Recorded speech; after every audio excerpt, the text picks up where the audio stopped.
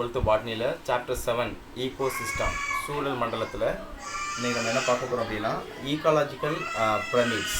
ஓகேங்களா, ecological pyramids அப்படிங்கிறத தமிழ் எழுதிங்க, சூழல் பிரமிடுகள். ஈக்காலஜிக்கல் பிரமிட்ஸுங்கிறது தமிழ் என்ன அப்படின்னா சூழல் பிரமிடுகள் அப்படிங்கிறத கொடுத்துருக்காங்க. ஸோ இது என்ன அப்படிங்கிறத நம்ம ஒன் பை ஒன்னாக பார்க்கணும். இந்த பிக்சர்ஸ் பார்த்தாலே உங்களுக்கு தெரியும்.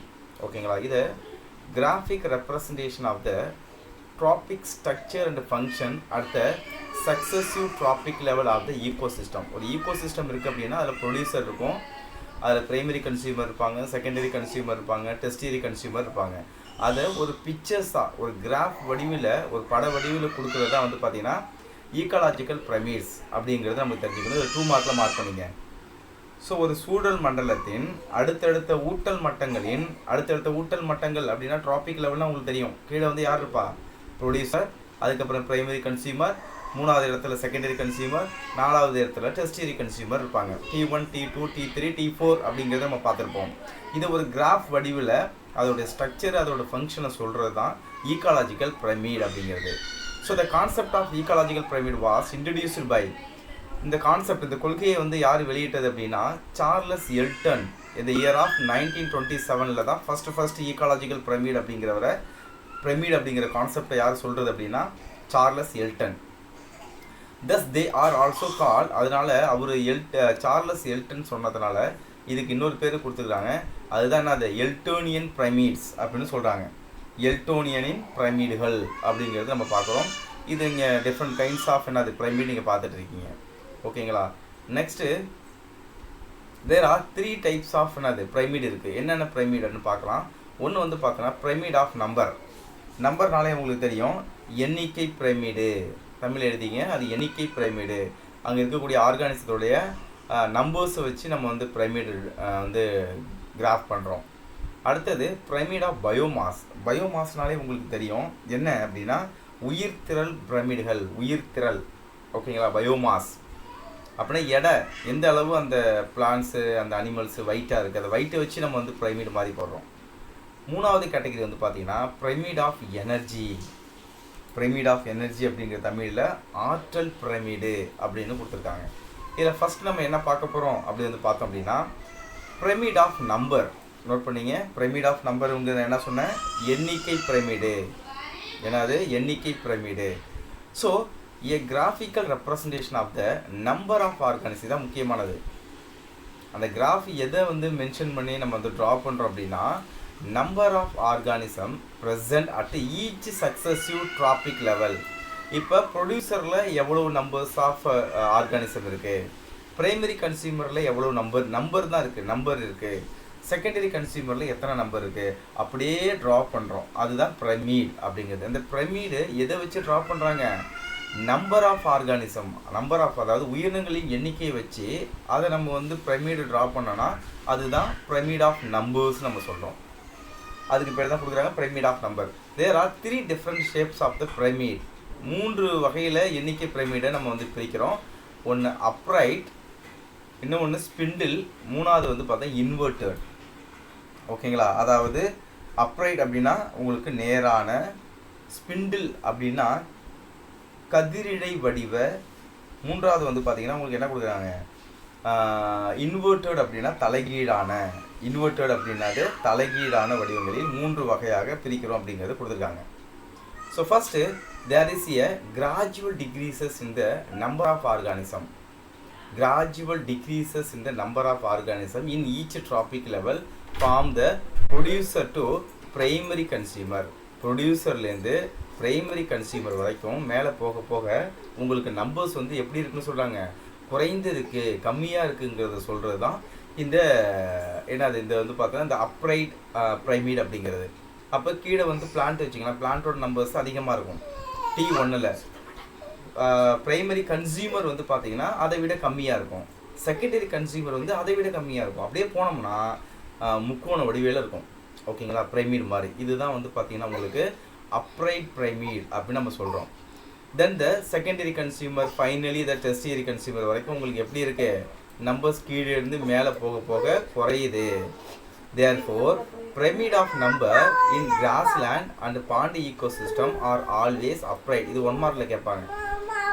எது எது வந்து பார்த்தீங்கன்னா உங்களுக்கு இருக்குது அப்படின்னா ஒரு நிமிஷம்ப்பா. ஓகே, நெக்ஸ்ட்டு வந்து பாருங்கள். இதில் வந்து பார்த்தீங்கன்னா இந்த அப்ரைடில் வந்து பார்த்தீங்கன்னா யார் யார் இருக்கா அப்படி வந்து பார்த்தீங்கன்னா கிராஸ்லேண்டு, பாண்டி ஈகோசிஸ்டம். ஓகேங்களா, கிராஸ்லேண்டு வந்து பார்த்தீங்கன்னா புல்வெளி, அதாவது புல்வெளி சூழல் மண்டலம். பாண்டி ஈகோசிஸ்டம் அப்படிங்கிறது குள சூழல் மண்டலம்.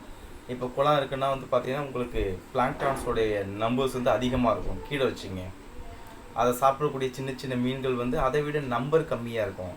சின்ன சின்ன மீன்களை சாப்பிடக்கூடிய பெரிய மீன்கள் நம்பர் இன்னும் கம்மியாக இருக்கும். பெரிய மீன்களை சாப்பிடக்கூடிய அனதர் அனிமல் நம்பர் கம்மியாக இருக்கும். ஸோ இது எப்படி இருக்குது, ஒரு முக்கோண வடிவத்தில் இருக்குது. அதை தான் இங்கே நம்ம கொடுக்குறோம். அதுதான் இந்த டயக்ராம். இந்த டயக்ராம் பார்த்தாலே உங்களுக்கு தெரியும். ஓகேங்களா, இந்த டயக்ராம் இந்த டயக்ராம் தான் உங்களுக்கு இந்த அப்ரைட் பொசிஷன்ஸ், அதாவது செங்குத்து வடிவில் இருக்குது அப்படிங்கிறத கொடுத்துருக்காங்க. செகண்ட் போயிடலாம். நெக்ஸ்ட் வந்து பாருங்கள், அடுத்தது ஃபாரஸ்ட் ஈகோசிஸ்டம். ஃபாரஸ்ட் ஈகோசிஸ்டம் என்ன சொல்லுங்கள், வன சூழல் மண்டலம், காடு. அதில் வந்து பாருங்கள் pyramid of number is somewhat different in shape. டிஃப்ரெண்ட்டாக இருக்கும் அந்த பிரமிடில். எதில், இந்த ஃபாரஸ்ட் ஈகோசிஸ்டத்தில் காணப்படக்கூடிய அந்த graphical representation of the pyramid எப்படி இருக்குன்னு சொல்கிறாங்க, டிஃப்ரெண்ட்டாக இருக்கும் அப்படிங்கிறத சொல்கிறாங்க. ஏன் அப்படின்னா இது பிகாஸ் ஆஃப் என்னது, த பேஸ் T1 வந்து பார்த்தீங்கன்னா of the pyramid occupy large size tree. அதான் ப்ரொடியூசர், லார்ஜ் சைஸில் தான் இருக்கும். ஆனால் நம்பர் வந்து ஒன்று தான். மீனிங் புரியுதா உங்களுக்கு, நம்பர்ஸ் வந்து கம்மியாக இருக்கும் ஆனால் லார்ஜ் சைஸில் இருக்கும். நம்ம வந்து பிரமிட் ஆஃப் நம்பர் தான் நம்ம பார்த்துட்ருக்கோம், அதை மைண்டில் வைங்க. Which are lesser in the number. ஓகேங்களா, அப்போ ப்ரொடியூசர் வந்து கம்மியான அளவில் இருக்குது, அதான் லெஸ்ஸர் இன் நம்பர். ஓகேவா. ஹெர்பிவோரஸ், அதை சாப்பிடக்கூடிய தாவர உண்ணிகள் வந்து பார்த்திங்கன்னா, அதாவது fruit eating bird, elephant, deer இதெல்லாமே, அதாவது பழங்களை சாப்பிடக்கூடிய பறவைகள், யானை, அதை சாப்பிடக்கூடிய அந்த பிளான்ட்டில் அந்த லீஃபை சாப்பிடக்கூடிய டீர், மான்கள், occupying second traffic level or more in number. அது எப்படி இருக்குது, செகண்டு, அது வந்து அதிக அளவில் இருக்குது. ஓகே, நெக்ஸ்ட் வந்து பாருங்கள், எதை கம்பேர் பண்ணும்போது, ப்ரொடியூசரை கம்பேர் பண்ணும்போது ப்ரைமரி கன்சியூமர் அதிகமாக இருக்குது. நெக்ஸ்ட்டு இன் ஃபைனல் ட்ராபிக் லெவல் T4 வந்து பார்த்தீங்கன்னா டெஸ்டியரி கன்சியூமராக யார் இருக்கா, அவங்களுக்கு வந்து பார்த்தீங்கன்னா லயன் இருக்குது, are lesser in number then the secondary consumer.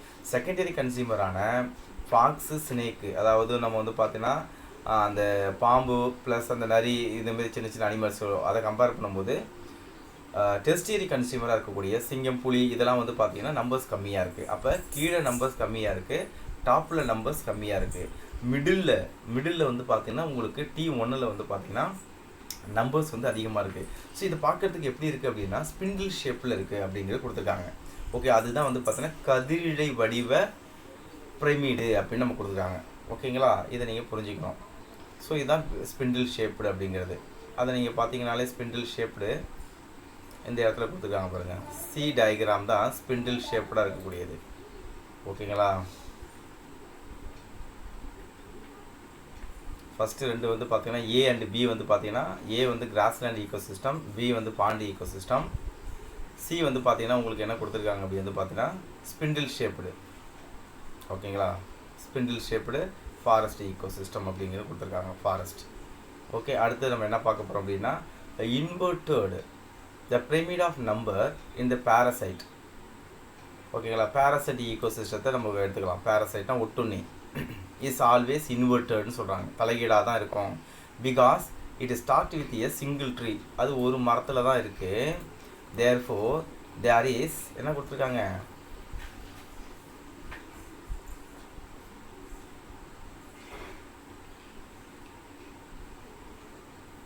அப்போ உங்களுக்கு இன்வெர்டட்னு வரும்பொழுது ஒரே ஒரு என்ன இருக்குது உங்களுக்கு வந்து பார்த்தீங்கன்னா ட்ரீ இருக்குது. அதில் பேரசைட்ஸ் வந்து பார்த்தீங்கன்னா மேலே போக போக உங்களுக்கு அதிகமாக இருக்கும் நம்பர்ஸு. இது வந்து நம்பர்ஸை வச்சு நம்ம பார்த்துட்ருக்கோம். நம்பர்ஸ்னாலே உங்களுக்கு எண்ணிக்கை. அப்போ எண்ணிக்கையை வச்சு தான் நம்ம என்ன பண்ணுறோம் அப்படின்னா பிரமிடு வந்து ட்ரா பண்ணுறோம். ஓகேங்களா, அப்போ எண்ணிக்கையை வச்சு பிரமிடை ட்ரா பண்ணும்பொழுது அதோட நம்பர்ஸ் எப்படி இருக்குது அதை தான் நம்ம பார்த்துக்கணும். ஓகேங்களா, இதில் அதான் ஒட்டுண்ணி சூழல் மண்டலம், அதான் பேரசைட்னு சொல்லுவாங்க. எப்பொழுதும் தலைகீழாக தான் இருக்கும். ஒரு தனி மரம் ஒன்றிலிருந்து தொடங்குவதே இதற்கு காரணம் அப்படின்னு சொல்லி கொடுக்குறாங்க. ஓகேங்களா, ஸோ ஒன்றிலிருந்து தொடங்குவதே காரணம். எனவே உயிரினங்களின் எண்ணிக்கை என்ன செய்யுது, படிப்படியாக அடுத்தடுத்த ஊட்ட மட்டங்களின் உற்பத்தியாளர்கள் முதல் 3ஆம் நிலை நுகர்வோர் வரை படிப்படியாக அதிகரிக்கிறது. ப்ரொடியூசர்லேருந்து உங்களுக்கு வந்து பார்த்தீங்கன்னா அப் டு என்னது டெஸ்டரி கன்சியூமர் வரைக்கும் உங்களுக்கு எப்படி இருக்குன்னு சொல்லி கொடுத்துருக்காங்க அப்படின்னா அதிகமாக இருக்குது அப்படிங்கிறத கொடுத்துருக்காங்க. ஓகேங்களா? அப்போ உங்களுக்கு கீழே ப்ரொடியூசர் ஒரே ஒரு ட்ரீ தான். அவங்க ட்ரீயில் இருக்கக்கூடிய ஒரே ஒரு ட்ரீ, அதில் இருக்கக்கூடிய பேரசைட் அது அப்படியே மேலே போக போக போக உங்களுக்கு தலைகீழாக மாறிடுது அப்படிங்கிறது சொல்கிறது தான் இந்த கேட்டகரி. ஓகேங்களா? அப்போ ஒட்டுண்ணி சூழல் மண்டலம் இது எல்லாமே எந்த கேட்டகரியில் வருது அப்படின்னா பிரமிட் ஆஃப் நம்பர்ஸில் நம்ம படிச்சிருக்கோம். அப்போ பிரமிட் ஆஃப் நம்பர்னால் என்ன, ஒரு அவுட்லைன் மறுபடியும் நான் கன்க்ளூஷன் தரேன். இப்போ நம்ம ட்ராபிக் லெவல்னு பார்த்துருக்கோம். ட்ராபிக் லெவல்னாலும் ஸ்டெப்ஸ்னாலும் ஒன்று தான் அப்படிங்கிறத நம்ம போன கிளாஸஸ் நம்ம பார்த்துருப்போம். ட்ராபிக் கிளாஸ்னாலும் ட்ராபிக் லெவல்னாலும் ஸ்டெப்ஸ்னாலும் ஒன்று. எத்தனை ட்ராபிக் லெவல் இருக்கோ அதே ஸ்டெப்ஸ் தான் இருக்கும்.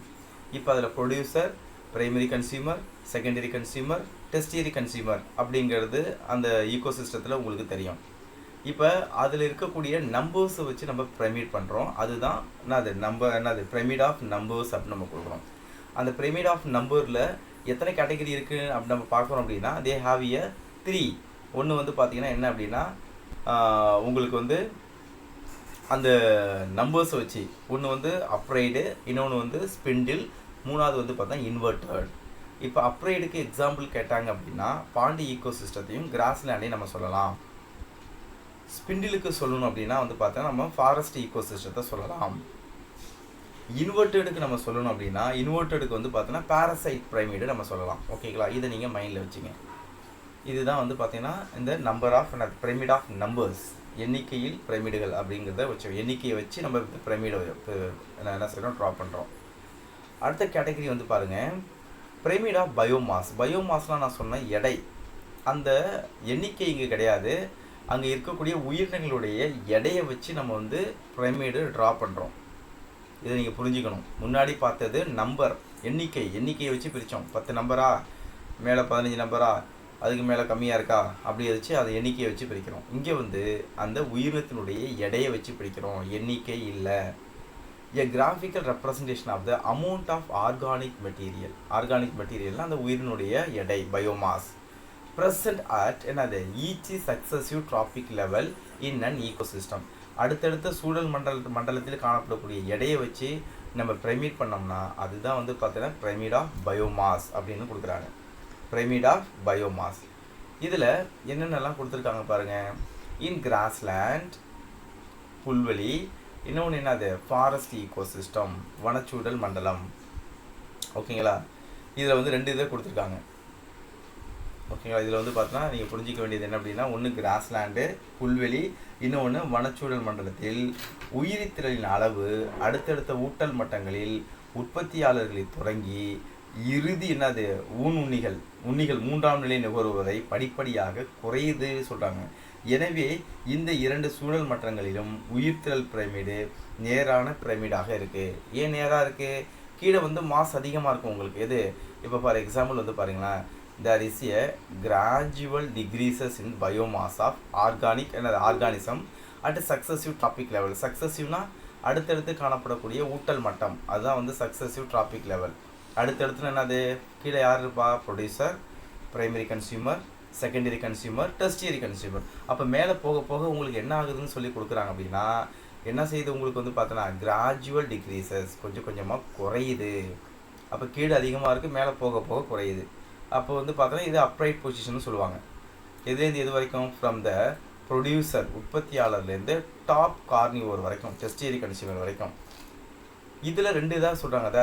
என்னது these 2 ecosystem show pyramid is என்னது அப்ரைட் பிரமிட் ஆஃப் பயோமாஸ்ன்னு சொல்கிறாங்க. அப்ரைட் பிரமிட் ஆஃப் பயோமாஸ் இதுதான் இங்கே கொடுத்துருக்காங்க. அப்ரைட் பிரமிட் ஆஃப் பயோமாஸ் 2த்தையுமே நம்ம எடுத்துக்கலாம். ஓகேங்களா? அப்ரைட் பிரமிட் ஆஃப் பயோமாஸில் வந்து பார்த்தீங்கன்னா உங்களுக்கு இந்த 2 இதில் இருக்கு இல்லையா, இது 2 தான் சேமாக கொடுத்துருக்காங்க. அதாவது உங்களுக்கு வந்து பார்த்தீங்கன்னா எந்தெந்த கேட்டகரி அப்ரைட் பயோமாஸுக்கு கிராஸ்லேண்டையும் இன்னொன்று வந்து பார்த்தீங்கன்னா ஃபாரஸ்ட் ஈகோசிஸ்டமே. ஓகேங்களா? இதில் வந்து கீழே வந்து உங்களுக்கு யார் அதிகமாக இருக்கா அப்படின்னா வந்து பார்த்தீங்கன்னா ப்ரொடியூசர், அதோட எண்ணிக்கை பயோமாஸ் அதிகமாக இருக்குது. அதனால் உங்களுக்கு நேரான முக்கோண வடிவத்தில் காணப்படுது அப்படிங்கிறத கொடுத்துருக்காங்க. பிரமிட் ஷேப்பில் இருக்குது. ஸோ இதை நீங்கள் புரிஞ்சுக்கணும்.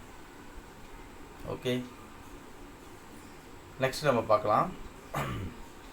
However, இன் பாண்ட் ஈகோசிஸ்டம் குலசூழல் மண்டலத்தில் என்ன கொடுத்துருக்காங்கன்னு பாருங்கள்.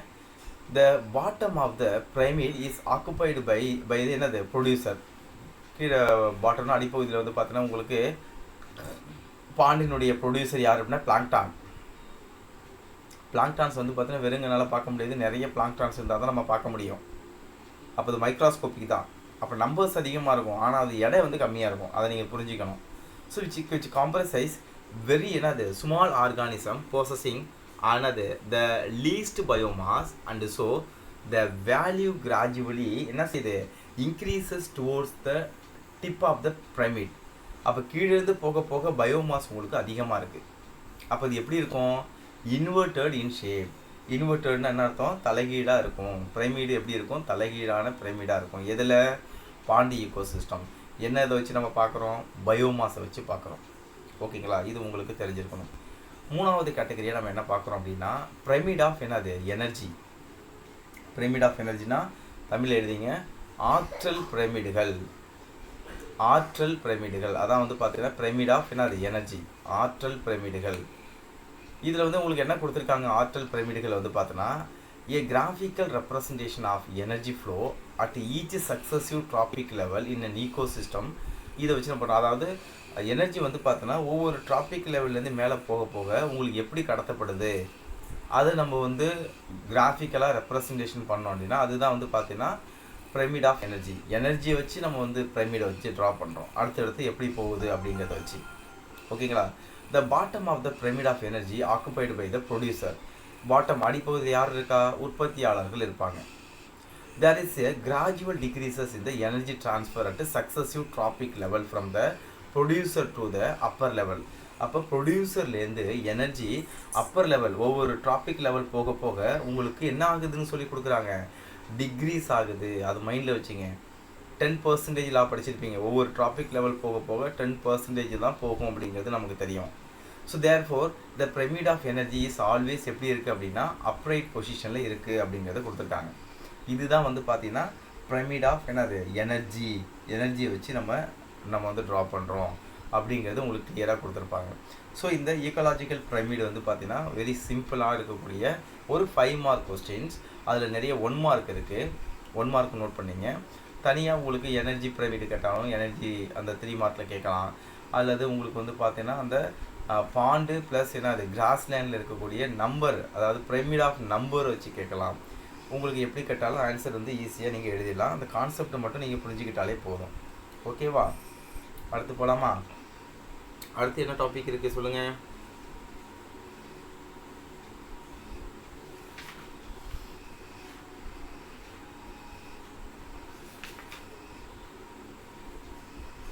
நெக்ஸ்ட் டாபிக்ஸ் பாருங்கள். 7.2.9 பயோஜியோகெமிக்கல் சைக்கிள்.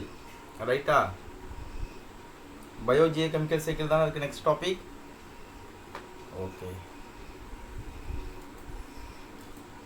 ஓகே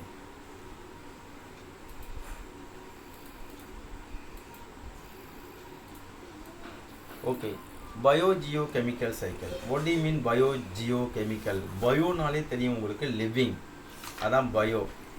ஜியோனா வந்து பார்த்தீங்கன்னா எர்த்து, கெமிக்கல்னால் தெரியும் வேதிப்பொருள். அதே உங்களுக்கு மீனிங் வந்துடுது. பயோஜியோ கெமிக்கல் சைக்கிள். சைக்கிள்லாம் சுழற்சி. அதுக்கு இன்னொரு பேர் நியூட்ரியன் சைக்கிள். நியூட்ரியனாலே தெரியும் உங்களுக்கு அது என்னது ஊட்டங்கள். ஊட்டம்னு நம்ம சொல்லுவோம் தமிழில் நியூட்ரியன்ஸ்லாம். ஸோ தமிழ் எழுதிங்க. பயோனா என்னது உயிரி, ஜியோனா புவி, கெமிக்கல்னா உங்களுக்கு வேதி சுழற்சி. கெமிக்கல் சைக்கிள் வேதி சுழற்சி, அதாவது உயிரி புவி வேதி சுழற்சி, அதிலே மீனிங் வந்துடுது. அல்லது நியூட்ரியன் சைக்கிள் அப்படிங்கிறது தமிழில் வந்து பார்த்திங்கன்னா ஊட்டங்களின் சுழற்சி. ஊட்டங்களின் சுழற்சி அப்படிங்கிறத கொடுத்துருக்காங்க. ஸோ இதில் என்ன சொல்லியிருக்காங்க அப்படின்னா இதில் நீங்கள் புரிஞ்சிக்கணும் அப்படின்னா சைக்கிள்னாலே தெரியும் எந்த இடத்துல ஒரு ஆரம்பித்தாலும் அது வந்து எண்டிங் வந்து அதே எந்த இடத்துல ஆரம்பிச்சதோ அங்கேயே முடியும். That is called cycle. ஒரு சுழற்சி நம்ம சொல்லுவோம். அதே போல் நம்ம எங்கேருந்து தான் நம்ம நியூட்ரியன்ஸ் எடுத்தாலும் நம்ம ஒரு காலத்தில் சாகும் பொழுது மறுபடியும் நம்ம எங்கேருந்து நியூட்ரியன்ஸ் எடுத்தோமோ அதுமாரி நம்ம எல்லாமே எங்கேருந்து தான் எடுக்கிறோம்? பிளான்ட்ஸ்லேருந்து எடுக்கிறோம். பிளான்ட்ஸ் எங்கேருந்து நியூட்ரியன்ஸ் எடுக்குது? சாயிலேருந்து எடுக்குது. அதை நம்ம எடுத்துக்கிறோம். நம்ம இறந்ததுக்கப்புறம் நம்மளுடைய நியூட்ரியன்ஸ் நம்ம பாடியில் உள்ள நியூட்ரியன்ஸ்லாம் எங்கே போயிடுது? மறுபடியும் சாயிலுக்கே போயிடுது. ஓகேங்களா? அப்போ பூமியிலிருந்து ஒரு லிவிங், பூமிங்கிறது ஒரு நான் லிவிங், அந்த மெட்டீரியல் எங்கே வருது, ஒரு லிவிங் பாடிக்குள்ளே வருது, ஒரு கெமிக்கல் காம்பனண்ட், அது மறுபடியும் எங்கே செய்யுது, அந்த ஆர்கானிசம் டெத் ஆகும்பொழுது மறுபடியும் சாயிலுக்கே போயிடுது. That is called cycle. ஓகேங்களா? இதில் என்னென்னலாம் இருக்குது, என்னென்ன டைப்ஸு அப்படிங்கிறத நம்ம பார்க்க போகிறோம். ஓகேங்களா? So the exchanges of the nutrient between, எக்ஸ்சேஞ்சுனா பரிமாற்றம், என்ன பரிமாறப்படுது, நியூட்ரியன்ஸ் ஊட்டப்பொருள் அல்லது உணவுப் பொருள், எதுக்கு இடையில, பிட்வீன் த ஆர்கானிசம் ஒரு உயிரினத்திற்கும் அண்டு த என்விரான்மெண்ட் அது இருக்கக்கூடிய சூழல் மண்டலத்திற்கும். என்விரான்மெண்ட் இஸ் என்னது, ஏபயோட்டிக் காம்பனன்ட். என்விரான்மெண்ட் வந்து பார்த்தோன்னா ஏபயோட்டிக், ஆர்கானிசம் வந்து பார்த்தீங்கன்னா பயோட்டிக். அப்போ ஒரு பயோட்டிக்லேருந்து ஏபயோட்டிக், ஒரு ஏபயோட்டிக்லேருந்து ஒரு பயோட்டிக் ஆர்கானிசம் கெமிக்கல்ஸ் வந்து எக்ஸ்சேஞ்ச் ஆகுது. இஸ் ஒன் ஆஃப் த என்னது essential aspect of the ecosystem. அந்த ஈகோ சூழல் மண்டலத்தில் ஒரு முக்கியமான பகுதி அப்படிங்கிறத கொடுத்துருக்காங்க. Essential aspect of the ecosystem அப்படிங்கிறத கொடுத்துருக்காங்க. ஓகேங்களா? அதை நீங்கள் நோட் பண்ணிக்கணும். அடுத்தது, ஆல் ஆர்கானிசம் ரிக்வயர்ட் நியூட்ரியன்ஸ். எல்லா ஆர்கானிசமும், எந்த ஒரு உயிரினமும் வந்தாலே அது பிளான்ஸாக இருந்தாலும் சரி, அது அனிமல்ஸாக இருந்தாலும் சரி, கண்டிப்பாக அதுக்கு என்ன தேவை அப்படின்னா உங்களுக்கு நியூட்ரியன்ஸ் அப்படிங்கிறது தேவை. நியூட்ரியன்ஸ்னால் சத்துப்பொருள். எதுக்காக தேவை பாருங்கள், அதிலே கொடுத்துருக்காங்க. ஃபார்தர் க்ரோத், ஒரு ஆர்கானிசம் வளரணும் அப்படின்னா அதுக்கு நியூட்ரியன்ஸ் தேவை. க்ரோத்து, டெவலப்மெண்ட் வளர்கிறதுக்கு, மெயின்டெனன்ஸ் அது பராமரிக்கிறதுக்கு, ரீப்ரொடக்ஷன் அது இனப்பெருக்கம் செய்வதற்கு அந்த ஆர்கானிஸுக்கு என்ன தேவை, நியூட்ரியன்ஸ் தேவை. ஓகேங்களா? நெக்ஸ்ட் பாயிண்ட் பாருங்கள். Circulation of nutrients which the ecosystem or biosphere is known as biogeochemical cycle. இதை 2 மார்க்காக நோட் பண்ணிங்க. சர்க்குலேஷன் ஆஃப் நியூட்ரியன்ஸ், நியூட்ரியன்ஸ் வந்து என்ன செய்யுது, சர்க்குலேட் ஆகுது. ஓகே, நியூட்ரியன்ஸ் வந்து என்ன செய்யுது, சர்க்குலேட் ஆகுது அப்படிங்கிறத நீங்கள் தெரிஞ்சுக்கணும்.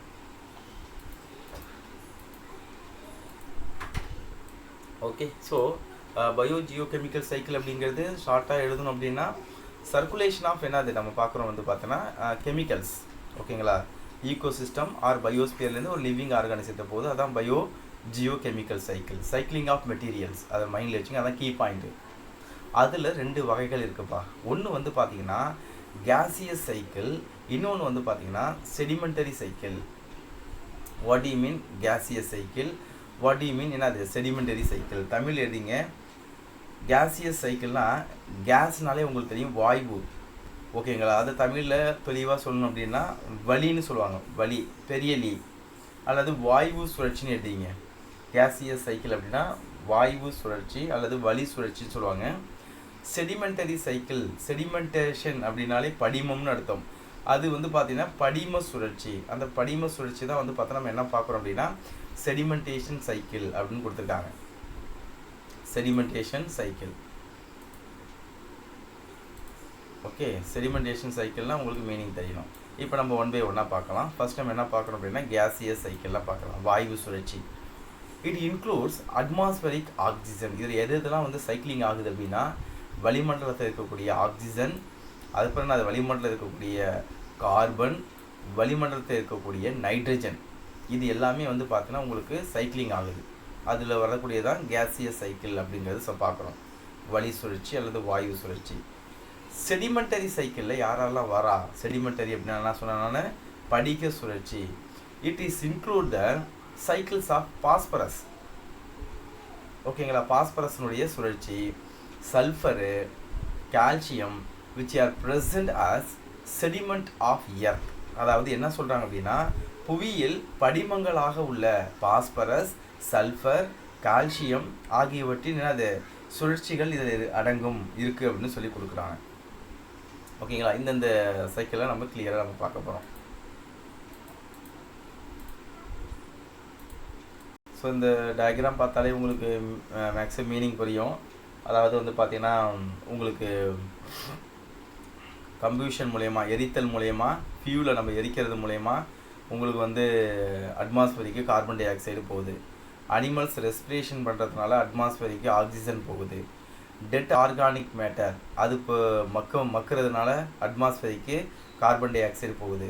அப்புறம் டிரான்ஸ்போர்ட் மூலயமா உங்களுக்கு வந்து பார்த்தீங்கன்னா உங்களுக்கு அட்மாஸ்பரிக்கு கார்பன் டை ஆக்சைடு போகுது. ஓகேங்களா? இந்தந்த கண்டிஷனில் போகுது.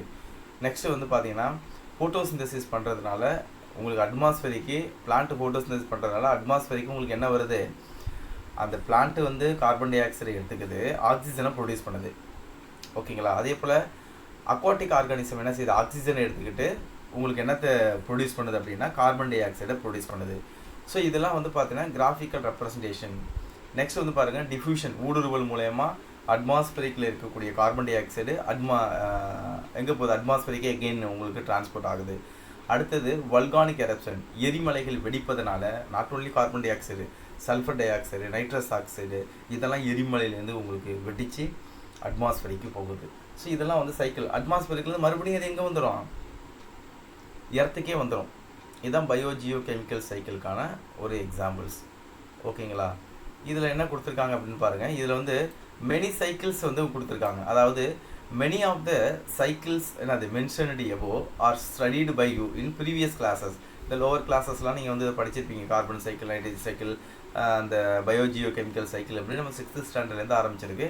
பட் இங்கே வந்து பார்த்தீங்கன்னா தேர்ஃபோர் இந்த சாப்டரில் only the carbon and phosphorus cycle R explained. ஓகேங்களா? உங்களுக்கு கார்பனும் பாஸ்பரஸ் சைக்கிளும் இங்கே நம்ம எக்ஸ்பிளைன் பண்ண போகிறோம். ஸோ இதில் ஃபஸ்ட் நம்ம என்ன பார்க்க போகிறோம் அப்படின்னா கார்பன் சைக்கிள், தமிழில் கார்பன் சுழற்சி. கார்பன் வந்து எப்படி வந்து சைக்கிள் ஆகுது, சர்க்குலேட் ஆகுது அப்படிங்கிறத நம்ம பார்க்க போகிறோம். The circulation of the carbon between organism and environment. ஒரு ஆர்கானிசம்னா ஒரு லிவிங், உயிருள்ள ஒரு உயிருள்ள ஒரு பிளான்ஸாக இருந்தாலும் சரி, அனிமல்ஸாக இருந்தாலும் சரி. என்விரான்மெண்ட் வந்து பார்த்தோன்னா நான் பயோட்டிக். அப்போ ரெண்டுத்துக்கும் இடையில் உங்களுக்கு எது சுழற்சி ஆகுது, கார்பன் வந்து சர்க்குலேட் ஆகுது. அதை தான் நம்ம என்ன சொல்கிறோம் அப்படின்னா கார்பன் சைக்கிள், கார்பன் சுழற்சின்னு நம்ம சொல்கிறோம். நெக்ஸ்ட் வந்து பாருங்கள், இதோட சோர்ஸ்லாம் நம்ம எங்கெங்கன்னு பார்க்கணும். Carbon is an inevitable part of the all biomolecules.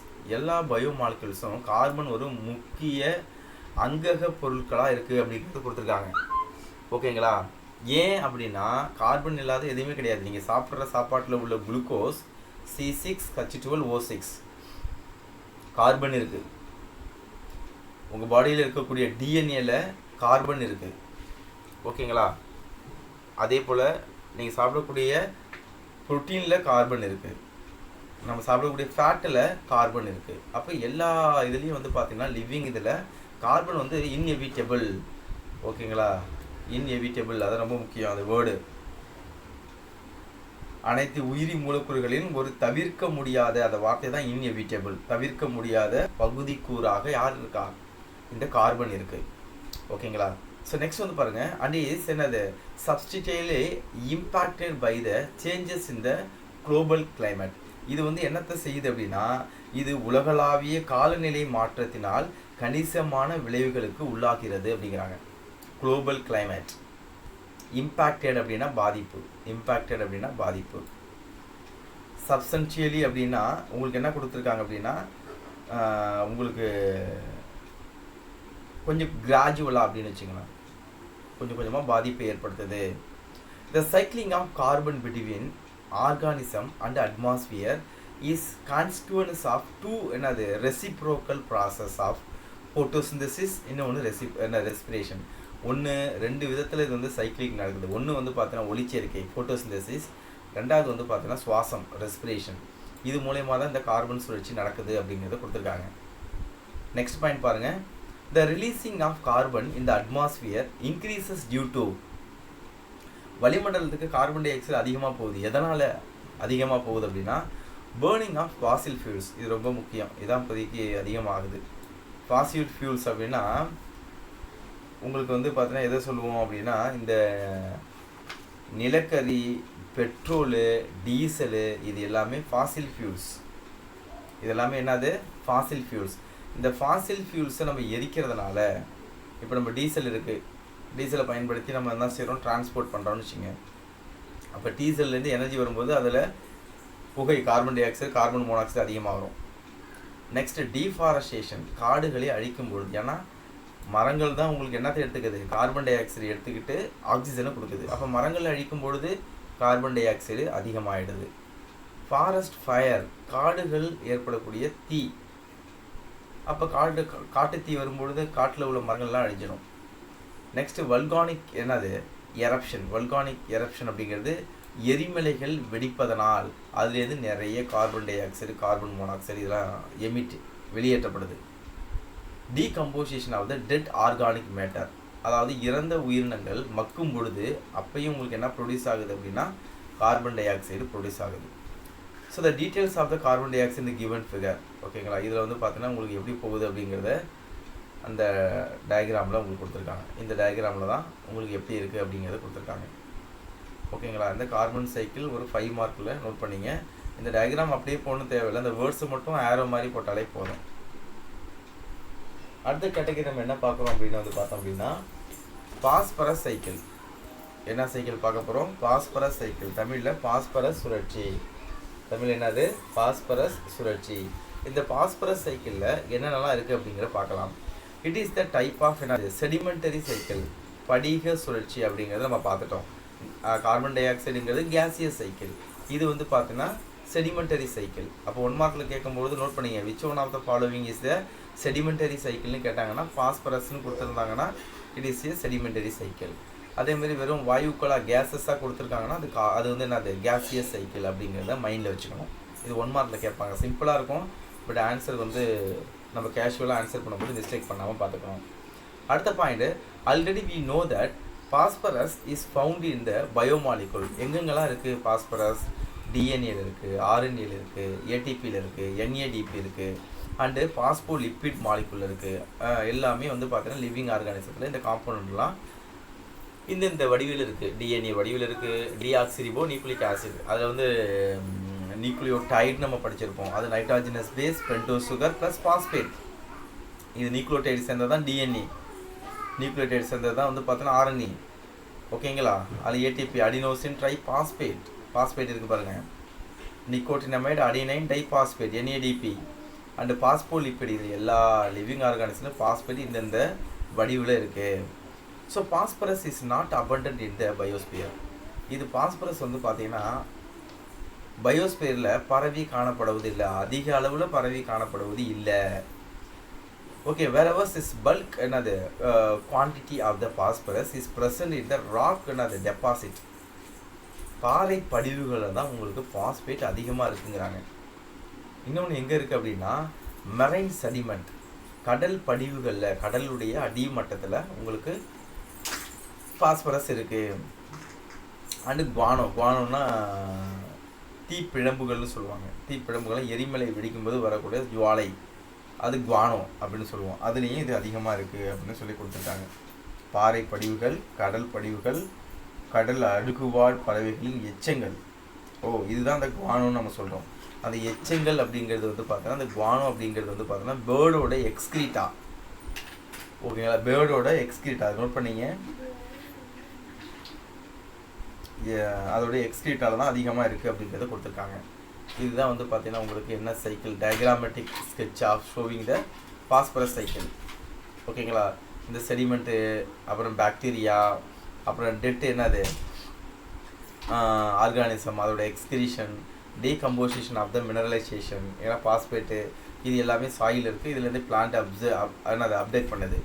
ஓகேங்களா, அதை யூஸ் பண்ணி அந்த பிளான்ட்லேருந்து நம்ம பாஸ்பேட்டை எடுத்துக்கிறோம். நம்ம சாகும்போது மறுபடியும் மண்ணுக்கு போயிடுவோம். ஓகேங்களா, நெக்ஸ்ட்டு அர்பன் ஆர் இண்டஸ்ட்ரியல், அப்புறம் வந்து பார்த்தீங்கன்னா ஃபுட்டு, இந்த இடத்துலலாம் பாஸ்பேட் வந்து உங்களுக்கு ரிலீஸ் ஆகுது அப்படிங்கிற மாதிரி கொடுத்துருக்காங்க. வெதரிங்னா ஒன்றுங்க, பாதைகள் சிதைவுற்று அதுலேருந்து வரக்கூடியது. நெக்ஸ்ட் வந்து பார்த்தீங்கன்னா குவானோன்னு சொன்னால் பறவையினுடைய எச்சங்கள், எக்ஸ்கிரீட் ஆஃப் த பேர்டு, அதான் குவானோ அப்படிங்கிறது. அதுலேயும் பாஸ்பேட் வந்து அதிகமாக இருக்குது. ஓகேங்களா, இப்போ அந்த எக்ஸ்கிரீட் ஆஃப் த பேர்டுன்னு சொல்லும்போது நம்ம இப்போ கோழிப்பண்ணை வச்சுருக்கோம் அப்படின்னா அந்த கோழிப்பண்ணைகளிலிருந்து வரக்கூடிய எச்சங்கள் எங்கே யூஸ் பண்ணுவாங்க? மேனூராக பயன்படுத்துவாங்க. அது சிறந்த பாஸ்பேட்டுக்கான ஒரு மேனூர். அப்போ அந்த கோழியினுடைய அந்த எக்ஸ்கிரீட்டா, அந்த வேஸ்ட்டு ஃபீக்கல் மேட்டரை அக்ரிகல்ச்சர் ஃபீல்டுக்கு இல்லை மற்ற ஃபீல்டுக்கு பிளான்ட்டுக்கு பயன்படுத்தும் போது அந்த பிளான்ட்டு நல்லா குரோ ஆகும். ஓகேங்களா, பாஸ்பேட் ஏதோ ஒரு விதத்தில் நமக்கு கிடச்சிக்கிட்டே இருக்கும். நெக்ஸ்ட் பாயிண்ட் நோட் பண்ணிங்க, இட் இஸ் ரிலீஸ்டு ஃப்ரம் என்னது தீஸ் டெபாசிட் பை வெதரிங். அப்போ ராக்லேருந்து இது என்ன செய்யுது அப்படின்னா கொஞ்சம் கொஞ்சமாக வெதரிங், பருவகால நிலைகளை ஏற்படுற மாற்றங்கள்னால அது என்ன செய்யறது? பாறைகளிலிருந்து கொஞ்சம் கொஞ்சமாக சிதைவுற்று நார்மல் இடத்துக்கு வந்துடுது. ஓகே, ஒரு கிடைமட்டமான பகுதிகளுக்கு வந்துடுது. அதாவது பார்த்தீங்கன்னா weathering process. After that it is circulate in the lithosphere. ஓகேங்களா, லித்தோஸ்பியருங்கிறது நார்மலாக ராக்லேருந்து அடுத்தது சாயிலுக்கு வந்துடுது. அஸ் வெல் அஸ் ஹைட்ரோஸ்பியர், அங்கேருந்து வாட்டருக்கு வந்துடுது. ஓகே, பாறையிலிருந்து மண்ணுக்கு வந்துடுது, மண் பகுதிகளுக்கு. மண் பகுதியிலேருந்து உங்களுக்கு எங்கே போயிடுது? வாட்டருக்கு போயிடுது. வாட்டர் தான் hydrosphere. So the producer absorb the phosphorus. Producer யார்? பிளான்ட்டு. பிளான்ட் என்ன செய்யுது? அந்த பாஸ்பரஸை அப்சார்ப் பண்ணுது. இந்த ஃபார்ம் ஆஃப் பாஸ்பேட் அயான்ஸாக அது வந்து உறிஞ்சிக்குது மண்ணிலேருந்து. And then it is transferred to the each trophic level of the food chain through the food. ஏன்னா பிளான்ட்டை தான் நிறைய ஆர்கானிசம் எடுத்துக்கிறது இருக்கு இல்லையா? அதனால் அந்த பிளான்ட்லேருந்து அடுத்தடுத்த ட்ராபிக் லெவலுக்கு உங்களுக்கு என்ன கடத்தப்படுது அப்படின்னா இந்த பாஸ்பேட் வந்து பாஸ்பேட் அயனாக producer, primary consumer, secondary consumer, tertiary consumer இப்படியே ட்ராவல் ஆகி போகுது. Again death of the organism. Again இந்த உயிரினம் சாகும் பொழுது and degradation by the action of decomposer. டீகம்போசர்னாலே உங்களுக்கு மைண்டில் வரணும் பாக்டீரியா அண்டு ஃபங்கை. பாக்டீரியாவும் ஃபங்கையும் இறக்கப்பட்ட உயிரியை மக்க செய்து அந்த பாடியில் இருக்கக்கூடிய ஆல் எலமெண்ட்ஸ் மினரல்ஸ் எல்லாமே சாயிலுக்கு போயிடும். ஓகேங்களா? The phosphorus is released back in to the lithosphere. மறுபடியும் மண்ணுக்கே வந்துடுது. அண்ட் எங்கே வந்துடுது? வாட்டருக்கே வந்துடுது. To maintain phosphorus cycle. அதனால் எங்கிருந்து எடுக்கப்பட்டதோ அது அங்கேயே மறுபடியும் சென்றுடுது. That is called life. ஓகேங்களா? ஆக மொத்தம் எதையுமே இடையில வந்து பார்த்திங்கன்னா அந்த பாஸ்பரஸ் வந்து எல்லா ஆர்கானிசத்துக்குள்ளேயும் போயிட்டு வந்திருக்கு. அவ்வளோதான். மறுபடியும் மண்ணுக்குள்ளே வந்துடுது. அந்த மண்ணுக்குள்ளே வந்த பாஸ்பரஸ் மறுபடியும் ஒரு பிளான்ட்டு, ஒரு ஆப்பிள் பிளான்ட் இருக்குன்னா அது அப்சர்வ் பண்ணுது அப்படின்னா அந்த ஆப்பிள் சாப்பிடும்போது அந்த பாஸ்பரஸ் நமக்கு வருது. நம்ம இறக்கும்போது மறுபடியும் எங்கே போயிடும் அப்படின்னா சாயிலுக்கு மறுபடியும் அந்த சைக்கிள் வந்து போயிட்டே இருக்கும். இதுதான் வந்து பார்த்திங்கன்னா பாஸ்பரஸ் சைக்கிள். இது ஒரு 5 மார்க் பாயிண்ட் ஆஃப் வியூவில் நோட் பண்ணிங்க. ஓகேங்களா? இதோடு நம்ம என்ன முடிக்கிறோம் அப்படின்னா biogeochemical cycle or nutrient cycle complete பண்ணுறோம். நெக்ஸ்ட் கேட்டகரி நம்ம என்ன பார்க்க போகிறோம் அப்படின்னா 7.2.10ல் டைப்ஸ் ஆஃப் ஈகோசிஸ்டம். அதான் கீழே இருக்குது. Types of ecosystem. சூழல் மண்டலத்தின் வகைகள். தமிழ் எழுதிங்க. சூழல் மண்டலத்தின் வகைகள். இதில் என்னென்ன கேட்டகரி இருக்குது அப்படிங்கிறத நம்ம பார்க்கலாம். சூழல் மண்டலத்தின் வகைகள். ஓகேவா? ஸோ கவனிங்க. ஸோ த பயோஸ்பியர்னா உயிர்கோளம். ஓகேங்களா? Biosphere consist of different types of என்னது ஈகோசிஸ்டம். இப்போ பூமி இருக்குது, அதுதான் பயோஸ்பியர். அதில் நிறைய சூழல் மண்டலங்கள் இருக்குது. குளம், பாண்டு ஒரு ஈகோசிஸ்டம். லேக் இருந்தால் அது ஒரு ஈகோசிஸ்டம். சீ இருந்ததுன்னா, கடல் இருந்தால் அது ஒரு சூழல் மண்டலம் ஈகோசிஸ்டம். லேண்ட் இருந்தால் லேண்ட்லேயே வந்து பாருங்கள் புல்வெளியை பிரிக்கலாம். அதுக்கப்புறம் காடுகளை, ஃபாரஸ்ட்டை பிரிக்கலாம். அடுத்தது டெசர்ட்டை பிரிக்கலாம். எல்லா இடத்துலையும் வந்து ஈகோசிஸ்டம் அப்படிங்கிறது இருக்குது. ஸோ அதை எப்படிலாம் கிளாஸிஃபை பண்ணியிருக்காங்க அப்படிங்கிறத நம்ம பார்க்க போகிறோம். இப்போ ஈகோசிஸ்டம் தமிழ் எழுதிங்க. சூழல் மண்டலம். அதை ரெண்டாக பிரிக்கிறாங்கப்பா. ஒன்று நேச்சுரல் ஈகோசிஸ்டம். நேச்சுரல்னால் உங்களுக்கு தெரியும் என்னது? இயற்கை சூழல் மண்டலம். அதாவது இதில் with or without human interference, அதாவது மனித தலையீடு பெற்ற அல்லது பெறாத ஒரு சூழல் மண்டலம். நேச்சுரலாகவே இருக்கும். அது நேச்சுரலாகவே உருவாகிருக்கும். இது மனிதன்லாம் வந்து உருவாக்கலை. அதை நேச்சுரல் ஈகோசிஸ்டம் அப்படி வச்சுங்க. ஆர்டிஃபிஷியல் ஆர் என்னது? மேன்மேடு ஈகோசிஸ்டம் அப்படின்னா செயற்கை அல்லது மனிதனால் உருவாக்கப்பட்ட சூழல் மண்டலம். அதான் கொடுத்துருக்காங்க artificial. So it is artificially maintained by the man. இது மனிதனால் என்ன செய்யப்படுது? பராமரிக்கப்படுது. செயற்கையாக மனிதனால் பராமரிக்கப்படுவதால் இது வந்து என்ன சொல்கிறாங்க? செயற்கை அல்லது மேன்மேடு அப்படின்னு நம்ம சொல்கிறோம். எக்ஸாம்பிள் வந்து பார்த்தீங்கன்னா ரைஸ் ஃபீல்டு. ரைஸ் ஃபீல்டுங்கிறது வயலில் நம்ம வயலை வந்து சமப்படுத்தி அதுக்கப்புறம் நாற்று விட்டு அதுக்கப்புறம் நடுவு நட்டு அதுலேருந்து வர்றது. இது வந்து மேன்மேட். ஆனால் இப்போ ஃபாரஸ்ட் அப்படின்னா ஃபாரஸ்ட்டில் போய் யாருமே என்ன பண்ணுறது கிடையாது. உங்களுக்கு பிளான்டேஷன் பண்ணுறது கிடையாது. அதுவாக வந்து பார்த்திங்கன்னா என்ன செய்யுது? வளருது. அதுவாக சீடு டிஸ்போஸ் ஆகுது. வாட்டர் கிடைக்கும் போது குரோ ஆகுது. அது வந்து நேச்சுரல். இது நம்ம வந்து பார்த்தோன்னா ரைஸ் ஃபீல்டு, அதாவது நெல் வயல்கள்னு சொல்லலாம். இன்னொரு மைஸ் ஃபீல்டு. ஓகேங்களா? இது எல்லாமே வந்து பார்த்திங்கன்னா உங்களுக்கு என்ன கேட்டகரியில் வருது வந்து பார்த்திங்கன்னா உங்களுக்கு மேன்மேட். சோளம் அதான் மைஸ் ஃபீல்டு, வேறு எதுவும் கிடையாது. நெக்ஸ்ட் வந்து பாருங்கள், அந்த நேச்சுரல் ஃபீல்டையே நேச்சுரல் ஈகோசிஸ்டத்தையும் நம்ம ரெண்டாக பிரிக்கிறோம். ஒன்று வந்து பாருங்கள் டெரஸ்ட்ரியல் ஈகோசிஸ்டம். ஒன்று என்னது? Terrestrial ecosystem. தமிழ் எழுதிங்க. நில சூழல் மண்டலம். டெரஸ்ட்ரியல் அப்படின்னா என்னது? நில சூழல் மண்டலம். இன்னொன்று வந்து பார்த்தோன்னா அக்வாட்டிக் ஈகோசிஸ்டம். அக்வாட்டிக்னால என்னது? நீர் சூழல் மண்டலம். அக்வாட்டிக்னா என்னது? நீர். இந்த நீர் சூழல் மண்டலத்தில் என்னென்ன இருக்குது அப்படிங்கிறத நம்ம பார்க்கலாம். ஸோ கவனிங்க. டெரஸ்ட்ரியல் ஈகோசிஸ்டம் அதில் என்னென்னலாம் கொடுத்துருக்காங்க? நில சூழல் மண்டலத்துக்கு உங்களுக்கு வனச்சூழல் மண்டலம், லேண்டு, ஃபாரஸ்ட் ஈகோசிஸ்டம். கிராஸ்லேண்டு புல்வெளி ஈகோசிஸ்டம், டெசர்ட் ஈகோசிஸ்டம் பாலைவன என்னது சூழல் மண்டலம், இது எல்லாமே லேண்டில் உள்ளது, அதனால டெரஸ்ட்ரியல்னு சொல்கிறாங்க. அப்போ டெரஸ்ட்ரியல்னால் சாயில் ஆர் என்னது லேண்ட் அப்படிங்கிறத மைண்டில் வைங்க. அக்வாட்டிக் ஈகோசிஸ்டம் அப்படின்னா நீர் சூழல் மண்டலம், அது திறந்த நீர்நிலை, நீர்நிலைகள்னாலே சொல்லணும், நீங்கள் எல்லாமே சொல்லலாம், குளம், குட்டை, ஏரி, கடல், இது எல்லாமே இதில் வந்துடும். ஓகேங்களா. எகைன் என்ன பண்ணுறோம் அப்படின்னா அக்வாட்டிக் ஈகோசிஸ்டத்தை ரெண்டாக பிரிக்கணும். ஒன்று வந்து பாருங்கள் ஃப்ரெஷ் வாட்டர் ஈகோசிஸ்டம், ஃப்ரெஷ் வாட்டர்னாலே தெரியும் நன்னீர், குடிக்கிற நீர் மாதிரி உள்ளது, சால்ட் கான்சன்ட்ரேஷன் கம்மியாக இருக்கும், அதான் fresh water ecosystem. Another one is வந்து பார்த்தீங்கன்னா மெரைன் வாட்டர் ஈகோசிஸ்டம், கடல் நீர் உப்புத்தன்மை அதிகமாக இருக்கும். ஓகேங்களா. இதில் ஃப்ரெஷ் வாட்டரை நம்ம ரெண்டாக பிரிக்கிறோம். ஓகேங்களா. ஒன்று வந்து பார்த்தீங்கன்னா லோடிக், இன்னொன்று வந்து பார்த்தீங்கன்னா லென்டிக். இது ரெண்டையும் மீனிங் தெரியணும். என்ன சார் லோடிக், இன்னொன்று லென்டிக் அப்படின்னா, லோடிக் அப்படின்னா லோடு ஆகுதுன்னு வச்சுக்கோங்களேன். இப்போ லோடு ஆகுதுன்னா என்ன அர்த்தம், லோடு ஆகி அதுக்குள்ளே போயிட்டே இருக்கும், that is called running water bodies, தண்ணி ஓடிக்கிட்டே இருக்கும். ஓகேங்களா. எங்கே ஓடிக்கிட்டே இருக்கும், ஆறு கடல் பகுதிகளில் தண்ணி ஒரு இடத்துல நிற்காது, அது பற்றி ரன்னிங் ஆகிட்டே இருக்கும்.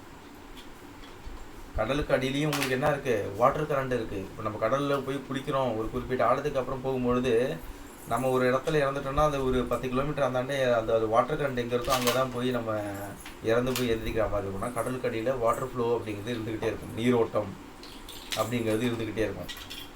அது வந்து லோடிக் அப்படிங்கிறது ரன்னிங் வாட்டர் பாடிஸ்.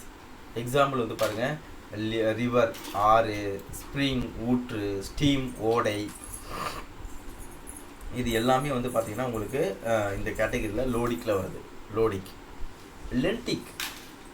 லென்டிக் நிற்கிறது, ஸ்டாண்டிங் ஆஃப் வாட்டர் பாடி, ஒரு இடத்துல அப்படியே இருக்கும். ஒரு குட்டை இருக்குன்னா அந்த குட்டையில் வந்து பார்த்தீங்கன்னா தண்ணி அப்படியே நிற்கும். ஒரு ஏரி இருக்குன்னா ஏரியில் தண்ணி அப்படியே இருக்கும். அங்கே வந்து சுழல்கள் இருக்குமானா எதுவும் கிடையாது. வேணால் அந்த ஏரியிலலாம் உங்களுக்கு வேணால் அந்த முதலைகள் இருக்கலாமே ஒழிஞ்சு வாட்டர் கரண்ட்டுங்கிறது அங்கே அந்த அளவு இருக்காது. ஓகேங்களா. ஸோ இதோட கேட்டகரி அடுத்தது பாருங்கள். So there are many types of ecosystem are charted above, நம்ம நிறைய பார்த்துட்டோம். ஓகேங்களா. அதில் வந்து பார்த்திங்கன்னா உங்களுக்கு நேச்சுரல், ஆர்டிஃபிஷியல். அந்த நேச்சுரல்லே நம்ம ரெண்டாக பிரிக்கிறோம், ஒன்று லேண்டு, இன்னொன்று வாட்டரு. வாட்டர்லேயே நம்ம ரெண்டாக பிரிக்கிறோம், ஒன்று ஃப்ரெஷ் வாட்டர், இன்னொன்று மெரைன் வாட்டர். நெக்ஸ்ட்டு வந்து பார்த்தீங்கன்னா அந்த ஃப்ரெஷ் வாட்டரே ரெண்டாக நம்ம பிரிக்கிறோம், ஒன்று லோடிக், இன்னொன்று என்ன அது லென்டிக். இதை மைண்டில் ஒரு ஃப்ளோ சார்ட்டாக வச்சுங்க.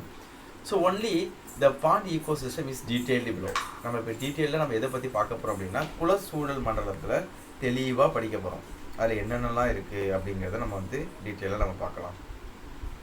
ஓகேங்களா. குலசூழல் மண்டலம், ஸ்ட்ரக்சர் ஆஃப் பாண்ட் ஈகோசிஸ்டம், இதில் என்னென்ன இருக்குது அப்படின்னு நம்ம பார்க்கலாம். It is the classical example of natural. இது வந்து பார்த்தோன்னா ஒரு இது இயற்கையாக இருக்கக்கூடியதுக்கு ஒரு எடுத்துக்காட்டு. ஓகேங்களா. ஒரு கிளாசிக்கல் எக்ஸாம்பிள் நேச்சுரல், இன்னொன்று என்னது அக்வாட்டிக் நீர், அது வந்து பார்த்தோன்னா இன்னொன்று ஃப்ரெஷ் வாட்டர் வந்து பார்த்தா சால்ட்டு கண்டென்ட்டு ஆப்டிமமாக இருக்கும். லென்டிக் டைப், லென்டிக்கில் என்ன அர்த்தம், வாட்டர் மூவ்மெண்ட் இருக்காது. இதுதான் நம்ம எக்ஸாம்பிளாக பார்க்க போகிறோம் பாண்ட் ஈகோசிஸ்டம். ஸோ இது ஒரு type of ecosystem. It helps in இது நமக்கு எதுக்கு உதவி செய்யுது அப்படின்னா to understand the structure and function of the ecosystem. ஒரு ஈகோசிஸ்டத்துடைய அமைப்பு எப்படி இருக்குது, அது எப்படி செயல்படுது, ஃபங்க்ஷன், இதெல்லாம் தெரிஞ்சுக்கிறதுக்கு நம்ம படிக்கிறோம் பாண்ட் ஈகோசிஸ்டத்தை. When rain water gather in the shallow area, rain வாட்டர்னால் மழை நீர் வந்து பார்த்தோன்னா எந்த இடத்துல வந்து குவியுது அப்படின்னா ஒரு பள்ளமான இடத்துல தான் மழை நீர் வந்து குவியும். Gradually over a period of time, கொஞ்சம் கொஞ்சமாக என்ன ஆகுது, நாட்களாக ஆக டிஃப்ரெண்ட் கைண்ட்ஸ் ஆஃப் ஆர்கானிசம், அங்கே தண்ணி நிற்கும் பொழுது அங்கே நிறைய ஆர்கானிசம் வரும், எஸ்பெஷலி மைக்ரோப்ஸ், நுண்ணுயிரிகள். அதுக்கப்புறம் பிளான்ட்ஸ் வளரும், அதுக்கப்புறம் அதுக்கு அனிமல்ஸ் அதை சுற்றி இருக்கும். எதை, தண்ணி எங்கே தேங்கி நிற்குதோ அங்கே. So become the part of என்னது ஈகோசிஸ்டம், அது ஒரு பார்ட் ஆஃப் ஈகோ சூழல் மண்டலத்தை அது ஒரு பகுதியாக மாறிடுது. This bond ecosystem is a self sustaining அப்படின்னா தனக்கு தேவையானது தானே ப்ரொடியூஸ் பண்ணிக்கிறதா தான் செல்ஃப் சஸ்டைனிங் என்ற வார்த்தைக்கு மீனிங். செல்ஃப் ரெகுலேட்டரி, அது தன்னைத்தானே சரி செய்து கொள்ளும். என்ன சரி செய்து கொள்ளும், அதுக்கு வந்து ப்ரொடியூசர் கம்மியாக இருந்தால் ப்ரொடியூசரை அதிகப்படுத்தும். ஓகேங்களா. அதில் வந்து அப்போ அது வந்து ஆட்டோமேட்டிக்காக அது ஆப்ரேட் ஆகிட்டே இருக்கும். ஒரு கண்டிஷனில் அந்த பாண்டு வந்து எந்த ஒரு கண்டிஷன்லையும் அது வந்து ஸ்டாப் ஆகிடாது, அது பள்ளமாக இருக்குது தண்ணி இருக்கிற வரைக்கும். So which show complex interaction between the abiotic, இன்னொன்று என்னது பயோட்டிக் காம்பவுண்ட் இன் இட். அப்போ ஒரு காம்ப்ளெக்ஸ் இன்டராக்ஷன், ஒரு சிக்கலான ஒரு இடையூறுகள் ஒரு உயிரற்ற காரணிகளுக்கும் ஒரு உயிருள்ள காரணிகளுக்கும் நடக்கிறதுக்கு ஒரு சிறந்த எடுத்துக்காட்டாக நம்ம என்ன செய்யலாம், ஒரு பாண்டு ஈக்கோ சிஸ்டத்தை நம்ம சொல்லலாம் அப்படிங்கிறத நம்ம பார்க்க போகிறோம். ஓகேங்களா? இதுதான் பாண்டு. உங்களுக்கு ஒரு பள்ளமான ஒரு டிப்ரெஸ்டு ஏரியா, சைலெலாம் உங்களுக்கு சாயில் இருக்குது. அந்த பாண்டு இருக்கும்பொழுது அதில் சின்ன சின்ன ஃபிஷ்ஷு, சின்ன சின்ன அது அந்த ஆர்த்ரோபோட்ஸ் இன்செக்ட்டு, அப்புறம் லார்ஜி ஃபிஷ்ஷு, அதை சுற்றி சைடு கரைகளில் இருக்கக்கூடிய ப்ரொடியூசர் பிளான்ட்ஸு, கீழே வந்து மட்டு என்னது சகதி பகுதிகள் எல்லாமே அதில் இருக்கும். ஓகேங்களா? ஸோ இதுதான் கொடுத்துருக்காங்க. A diagram show the structure of என்னது pond ecosystem with abiotic இன்னொன்று என்னது பயோட்டிக் காம்பனன்ட் அப்படிங்கிறத கொடுத்துருக்காங்க. நெக்ஸ்ட் பாயிண்ட் பாருங்கள், உங்களுக்கு ஆக்டிவிட்டி கொடுத்துருக்காங்க. என்ன ஆக்டிவிட்டி அப்படின்னா, the collect a few living and non living component from any water bodies found nearby. உங்களுக்கு பக்கத்தில் என்ன இருக்கோ அதில் வந்து என்னது உங்களுக்கு வந்து ஃபியூ லிவிங் என்னென்னா லிவிங் இருக்கும். சின்ன சின்ன மீனை பிடிச்சாலே அது லிவிங் தான். நான் லிவிங் காம்பனம்னா அதுலேருந்து நீங்கள் தண்ணியை பிடிச்சாலும் சரி, அதுலேருந்து நீங்கள் மண் எடுத்தாலும் சரி, அது வந்து நான் லிவிங். அதை சாம்பிள் எடுத்து கலெக்ட் பண்ண சொல்கிறாங்க. இது ஒரு ஆக்டிவிட்டி, இது ஒரு சிம்பிளாக தெரிஞ்சிக்க வேண்டிய ஒரு விஷயம். நெக்ஸ்ட்டு இதில் நம்ம என்ன பார்க்க போகிறோம் அப்படின்னா, ஃபஸ்ட்டு ஏபயோட்டிக் காம்பனண்ட் என்ன பார்க்க போகிறோம். ஏபயோட்டிக் காம்பனண்ட் தமிழ் எழுதிங்க, உயிரற்ற கூறுகள். ஏபயோட்டிக் காம்பனன்ட்னா என்னது, உயிரற்ற கூறுகள். இதில் உயிரற்ற கூறுகளா இல்லை என்னென்னலாம் இருக்குது அப்படிங்கிறத நம்ம பார்க்க போகிறோம். Abiotic component. A pond ecosystem consist of dissolved inorganic, ஓகேங்களா, dissolved inorganic and organic substances. Carbon இருந்ததுன்னா அது ஆர்கானிக், கார்பன் இல்லை அப்படின்னா அது வந்து இன்ஆர்கானிக். அது உங்களுக்கு கெமிஸ்ட்ரியில் கிளியராக படிச்சிருப்பீங்க. ஸோ அந்த வாட்டரில் என்னென்னலாம் கரைஞ்சிருக்கும் அந்த ஆர்கானிக் அண்ட் இன்ஆர்கானிக் சப்ஸ்டன்சஸ் அப்படின்னா, carbon di oxide, oxygen, calcium, nitrogen, phosphate நிறைய இருக்கும். இதெல்லாம் வந்து பார்த்தீங்கன்னா இதெல்லாம் ஆர்கானிக் காம்பவுண்டில் வரும். அண்டு இன்ஆர்கானிக் சப்ஸ்டன்ஸாக வந்து பார்த்தீங்கன்னா உங்களுக்கு எதெல்லாம் கொடுத்துருப்பாங்க அப்படின்னா, அமினோ ஆசிட், இன்னொன்று என்ன அது வந்து பார்த்தா ஹியூமிக் ஆசிட்,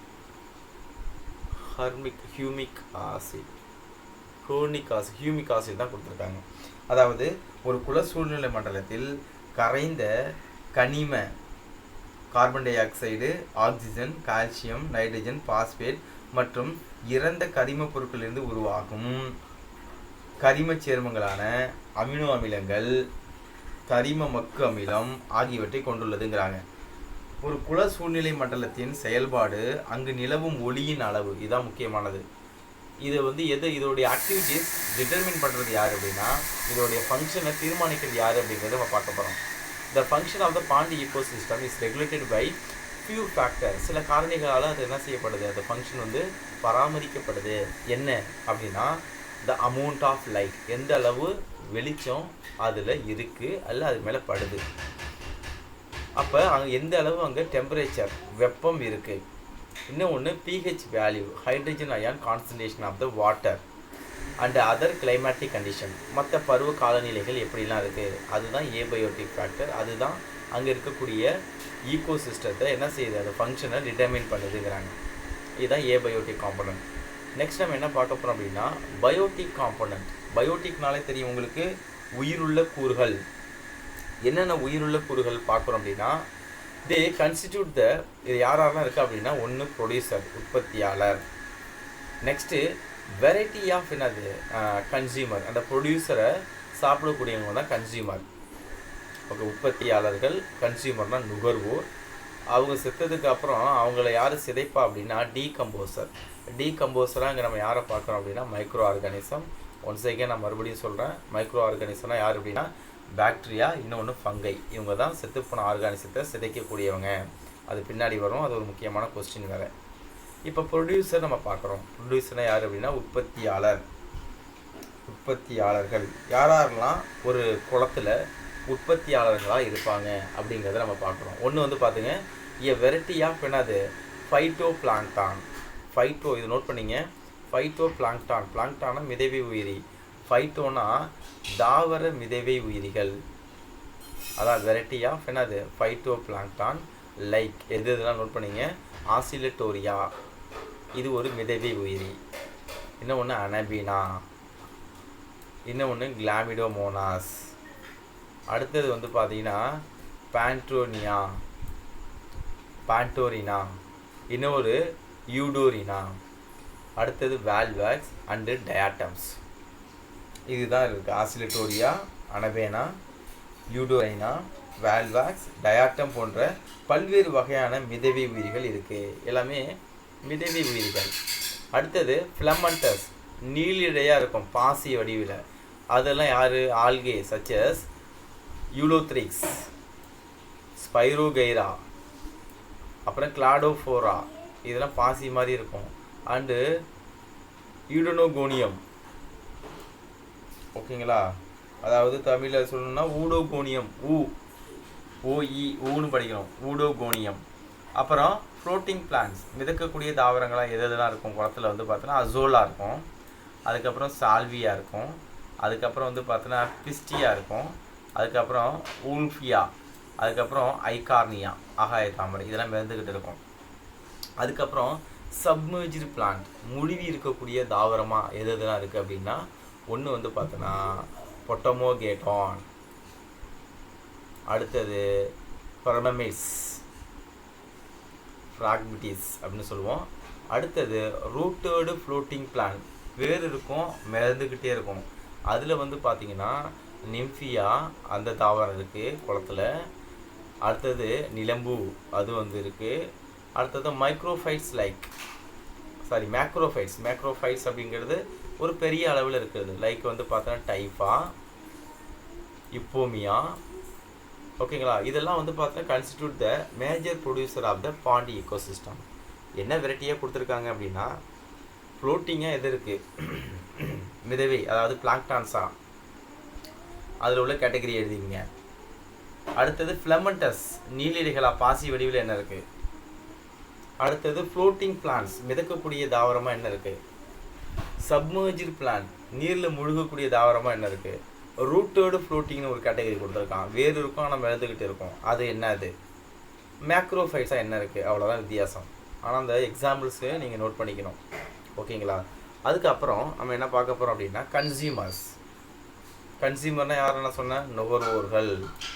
அந்த ப்ரொடியூசர் இருக்கு இல்லையா, அந்த மிதவை உயிர்கள், அந்த ஃபிலமெண்டஸ், அந்த ஃப்ளோட்டிங், அந்த ரூட்டடு, இதெல்லாம் சாப்பிடுறவங்க தான் யார் அப்படின்னா இந்த கன்சியூமர்ஸ், ஓகேங்களா? இந்த அனிமல், இது வந்து அனிமல், ஓகேங்களா? Animal represent the consumer. அனிமல்ஸை தான் நம்ம என்ன சொல்கிறோம் அப்படின்னா கன்சியூமர்னு சொல்கிறோம் ஆஃப் ஏ பாண்ட் ஈகோசிஸ்டம். இதில் யாரெல்லாம் வரா, ஜூ பிளாங்டான்ஸ் இருக்குது. ஜூ பிளாங்டான்ஸ் வந்து ஃபைட்டோ பிளாங்டான்ஸை சாப்பிடும். லைக் என்னது, பாரமீசியம், இதெல்லாமே.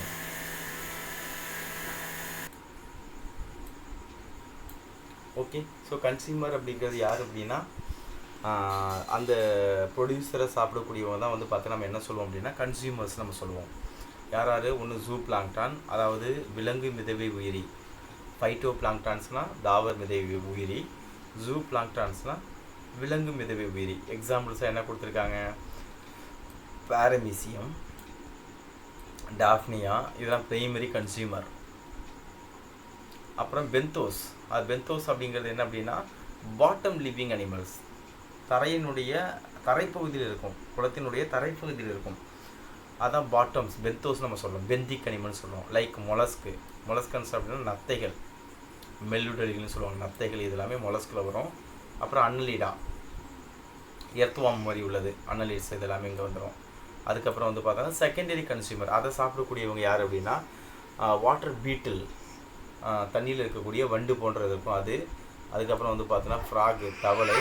அண்டு டெஸ்டியரி கன்சியூமராக யார் இருக்கா அப்படின்னா கார்னிவோர்ஸ்.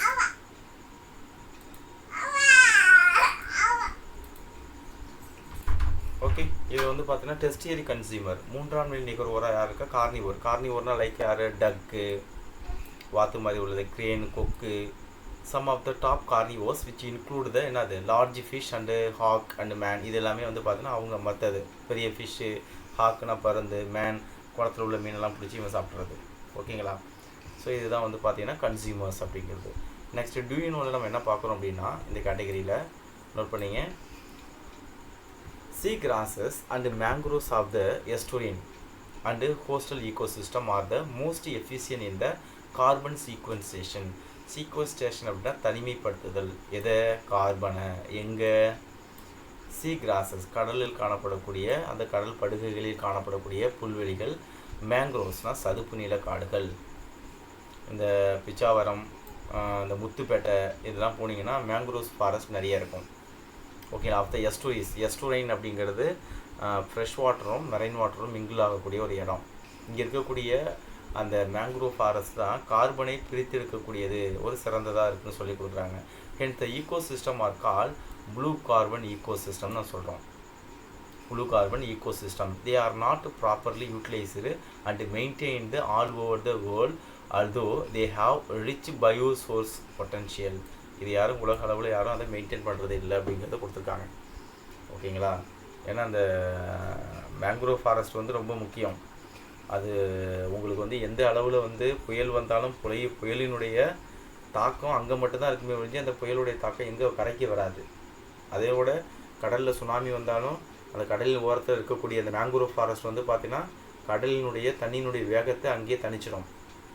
ஸோ இதெல்லாம் ஒரு முக்கியமானது. இன்னும் உலக அளவில் இதுக்கு அவேர்னஸ் இப்போ தான் ஏற்பட்டு இருக்குது அப்படிங்கிறத நம்ம தெரிஞ்சுக்கணும். நெக்ஸ்ட்டு தேர்டு கேட்டகரி நம்ம என்ன பார்க்க போகிறோம் அப்படின்னா டீகம்போசர். டீகம்போசர் யார் அப்படின்னா சிதைப்பான்கள் அப்படின்னு அர்த்தம். எழுதிங்க, சிதைப்பவைகள், அதான் டீகம்போசர். ஓகேங்களா. ஸோ தே ஆர் ஆல்சோ கால் என்னது மைக்ரோ கன்சியூமர்ஸ். மைக்ரோனா குறைந்த அளவில் இது யூட்டிலைஸ் பண்ணோம், அதான் மைக்ரோ கன்சியூமர்னு சொல்கிறோம். They helps to recycle the nutrients. இதுதான் முக்கியமானது. அந்த நியூட்ரியன்ஸ் வந்து ரீசைக்கிள் ஆகிறதுக்கு இது ரொம்ப முக்கியம்னு சொல்கிறாங்க இந்த ஈகோசிஸ்டத்தில்.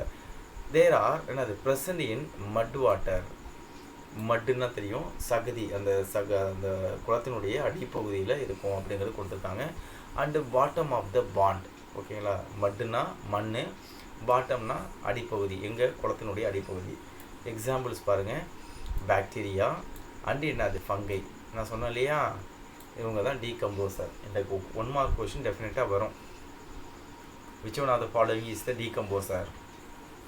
ஆப்ஷன் வந்து ஏ பாக்டீரியா வைரஸு, அப்புறம் பாக்டீரியா வந்து பார்த்தீங்கன்னா ஆல்கே, அப்புறம் வந்து பார்த்தீங்கன்னா வைரஸ் ஆல்கே. ஃபோர்த் ஆப்ஷன் வந்து பார்த்தீங்கன்னா பாக்டீரியா அண்ட் ஃபங்கின்னு கொடுப்பாங்க. அதேமாதிரி ஆப்ஷன் பிரித்து போடுவாங்க, இதை நீங்கள் நோட் பண்ணிங்க. So decomposer perform the process of என்னது டீகம்போசிஷன், மக்க செய்து in order to enrich the nutrient in the pond ecosystem. அப்போது ஒரு டெட் ஆயிடுச்சு ஒரு ஃபிஷ்ஷு அப்படின்னா அது அப்படியே மிதக்கிறது கிடையாது. அது மறுபடியும் பாட்டத்துக்கு போயிட்டு அங்கே இருக்கக்கூடிய பாக்டீரியா அண்ட் ஃபங்கை அதை என்ன செஞ்சிடும், அந்த பாடியில் இருக்கக்கூடிய நியூட்ரியன்ஸை சாயிலுக்கு அனுப்பிடும். அந்த சாயிலேருந்து உங்களுக்கு மற்ற ஆர்கானிசம் அதை யூட்டிலைஸ் பண்ணிக்கும். ஓகேங்களா. த cycling of the nutrient between, இதான் முக்கியமானது. பயோட்டிக், இன்னொன்று என்னது biotic component is evident in the pond ecosystem making it self. இதனால தான் அதை நம்ம என்ன சொல்கிறோம் அப்படின்னா செல்ஃப் சஃபிஷியன்ட். ஓகேங்களா. இன்னொன்று செல்ஃப் ரெகுலேட்டிங், செல்ஃப் சஃபிஷியன்ட், தனக்குத்தானே போதுமானதாகவும் தனக்குத்தானே சரி செய்யக்கூடியது. ரெகுலேட்டிங்னா சரி செய்து கொள்ளுகிற ஒரு அமைப்பாக தான் எது இருக்குது, இந்த பாண்ட் ஈகோசிஸ்டம் இருக்குது அப்படிங்கிறத நம்ம தெரிஞ்சுக்கிறோம். ஓகேவா. ஓகே, அதுக்கு அடுத்த கேட்டகரியாக நம்ம என்ன பார்க்க போகிறோம் அப்படின்னா டுயூனோல லிம்னாலஜி. லிம்னாலஜினா என்ன அப்படின்னா நன்னீரியல். ஓகேங்களா. நன்னீரியல் அப்படின்னா வந்து பார்த்தீங்கன்னா என்ன அப்படின்னா ஃப்ரெஷ் வாட்டர், அவ்வளோதான். It is the study of என்னது பயாலஜிக்கல் அண்டு கெமிக்கல், இன்னொன்று physical and geological components of என்னது இன்லேண்ட் வாட்டர், என்னது aquatic bodies. Inland fresh water aquatic ecosystem. அதாவது எதை பற்றி ஸ்டடி பண்ணுறது, நம்ம பாண்டு லேக்கு இதில் இருக்கக்கூடிய ஃப்ரெஷ் வாட்டரை ஸ்டடி பண்ணோம் அப்படின்னா அதுக்கு பேர் என்னது லிம்னாலஜி அப்படிங்கிறத நம்ம பார்க்குறோம். ஓகேவா. அதுக்கு அடுத்த கேட்டகரி நம்ம என்ன பார்க்குறோம் அப்படின்னா ஓஷனோகிராஃபி. ஓஷனோகிராஃபி அப்படிங்கிறது கடலியல்னு கொடுத்துருக்காங்க. கடலியல் அப்படின்னா கடலில் இருக்கக்கூடிய வாட்டரை ரிசர்ச் பண்ணுறது, அதாவது salt water. It is the study of என்னது biological and chemical and physical and geological component of the ocean. Geological component of the ocean அது.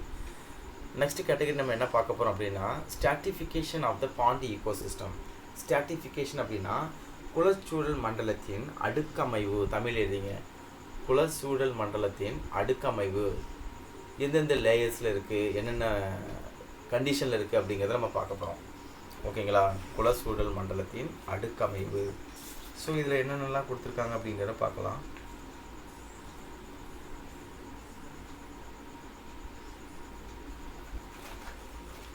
ஓகே, இதில் ஃபர்ஸ்ட் பாயிண்ட் பாருங்கள். So based on the factor like எது எதெல்லாம் அப்படின்னா distances from the sure, அதாவது அந்த கரையிலிருந்து எந்த அளவு டிஸ்டன்ஸில் இருக்குது அதை வச்சும், அப்புறம் பெனிட்ரேஷன் ஆஃப் த லைட் எந்த அளவு வெளிச்சம் அந்த தண்ணிக்குள்ளே போகுது அதை வச்சும், இன்னொன்று டெப்த் ஆஃப் த வாட்டர் எந்த அளவு தண்ணி ஆழத்தில் இருக்குது அப்படிங்கிறத வச்சும், அப்புறம் டைப்ஸ் ஆஃப் பிளான்ட் அந்தந்த ஆழத்தில் என்னென்ன பிளான்ட்ஸ் இருக்குது அப்படி வச்சியும், என்னென்ன அனிமல்ஸ் அப்படிங்கிறத வச்சியும் தேர் மே பி 3 ஜோன். இதை 3 பகுதிகளாக நம்ம பிரிக்கிறோம். ஒன்று வந்து பார்த்திங்கன்னா லிட்டோரல், ரெண்டாவது லிம்னட்டிக், மூணாவது என்ன அப்படின்னா ப்ரோஃபண்டல். இதுனால் என்னென்னு நம்ம பார்க்க போகிறோம். ஸோ கவனிங்க, இதை இங்கேயே கொடுத்துருக்கான். லிட்டோரல் அப்படிங்கிறது சர்ஃபேஸ் ஜோன், லிம்னட்டிக் அப்படிங்கிறது ஒரு மிடில் ஜோன், இன்னொன்று அது ப்ரோஃபண்டல் அப்படிங்கிறது கீழே பாட்டம். இந்த கேட்டகரியை மைண்டில் வச்சுங்க. லிட்டோரல், லிம்னட்டிக், ப்ரோஃபண்டல். ஸோ கவனிங்க, த லிட்டோரல் ஜோன்னா எப்படி இருக்கும் அப்படின்னா which is closest to the shore, கரையை ஒட்டி காணப்படக்கூடிய பகுதி. So with shallow water region, ஆழம் அங்கே கம்மியாக இருக்கும். So always easy penetration of the light, ஏன்னா கரை ஓரத்தில் இருக்கிறதுனால சன்லைட்டு உங்களுக்கு ஈஸியாகவே படும். It is warm and occupied by the rooted plant, இது கொஞ்சம் சூடாக இருக்கக்கூடிய தண்ணி, அங்கே வந்து வேருடைய தாவரங்கள் காணப்படும் அப்படின்னு சொல்லி கொடுக்குறாங்க. ரூட்டட் பிளான்ட் ஸ்பீசிஸ் அங்கே இருக்கும். Okay, the limnetic zone refers to the open water of the pond with the effective penetration of the light. இங்கேயும் லைட் வந்து பெனிட்ரேஷன் ஆகுது. இங்கே வந்து பார்த்தோன்னா டாமினேஷன் ஆஃப் த பிளாங்டான்.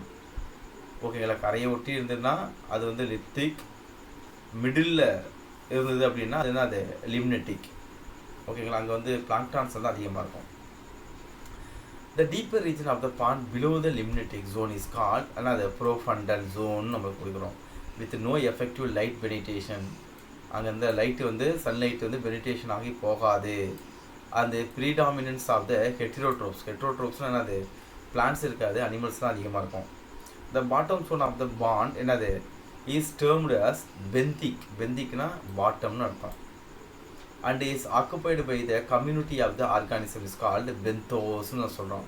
அந்த அந்த குளத்தினுடைய அடிப்பகுதியில் இருக்கக்கூடிய அனிமல்ஸுக்கு பேர் என்னது பொதுவாக பெந்தோஸ். யூஸ்வலி அங்கே யார் தான் இருப்பா அப்படின்னா பாக்டீரியா அண்ட் ஃபங்கை தான் இருக்கும். The primary productivity through the photosynthesis of the littoral and limnetic zone is more due to greater penetration of the light then the profundal zone. ஒன்றும் கிடையாதுப்பா, இப்போ நம்ம வில்லேஜில் தான் இருக்கோம். இப்போ குளத்துலேயே குட்டையில் குளிக்கும்போது பார்த்தீங்கன்னா வெயில் டைமில் மேலே வந்து உங்களுக்கு அந்த வெயில் பட்டு வந்து பார்த்தோன்னா உங்களுக்கு தண்ணி வந்து சூடாக இருந்துக்கிட்டே இருக்கும். அதே ஒரு குறிப்பிட்ட லெவலுக்கு போகும்பொழுது இன்னும் சூடு கொஞ்சம் ஹீட் கொஞ்சம் ரெடியூஸ் ஆகும். அதே தரைக்கு பாட்டத்தில் முழுகி போனோம் அப்படின்னா ஜில்லுன்னு இருக்கும். ஏன்னா அங்கே பெனிட்ரேஷன் ஆஃப் த சன்லைட் போகாது, சன்லைட்டு பெனிட்ரேட் ஆகி பாட்டத்துக்கு போகாது. அப்போ சன்லைட்டு எது வரைக்கும் இருக்கோ அது வரைக்கும் தான் உங்களுக்கு எப்படி இருக்கும் அப்படின்னா அந்த சில்னஸ் அப்படிங்கிறது இருக்கும். அப்போ லித்திக் லிம்னோட்டிக் மட்டும்தான் சன்லைட் இருக்கிறதுனால அங்கே தான் உங்களுக்கு யார் இருக்கா, ப்ரொடியூசர் அதிகமாக இருக்குது. ஆனால் உங்களுக்கு எதில் வந்து இது கம்மி டீகம்போஸராக இருக்குது அப்படின்னா உங்களுக்கு வந்து பார்த்தோன்னா உங்களுக்கு லாஸ்ட் பார்ட் இருக்கு இல்லையா, அந்த பாட்டம் பார்ட், அங்கே வந்து யூஸ்வலி யார் தான் இருக்கா அப்படின்னா வந்து பார்த்தோன்னா பெந்தோஸ், எஸ்பெஷலி டீகம்போசர் தான் இருக்காங்க அப்படிங்கிறத கொடுத்துக்கணும் 3வது பார்ட்டில். ஓகேவா, நெக்ஸ்ட் பார்ட் பாருங்கள். 7.2.11 நமக்கு கிடையாது. ஓகேங்களா, அடுத்த டாபிக் நம்ம எங்கே போயிடுறோம் அப்படின்னா பிளான்ட் சக்சஷன் 7.3. சரியா நான் சொல்கிறது? ஓகே, தமிழ் எழுதிங்க. தாவர வழிமுறை வளர்ச்சி, பிளான்ட் சக்சஷன், தாவர வழிமுறை வளர்ச்சி, அதுக்கு பேர் தான் பிளான்ட் சக்சஷன் நம்ம பார்க்குறோம்.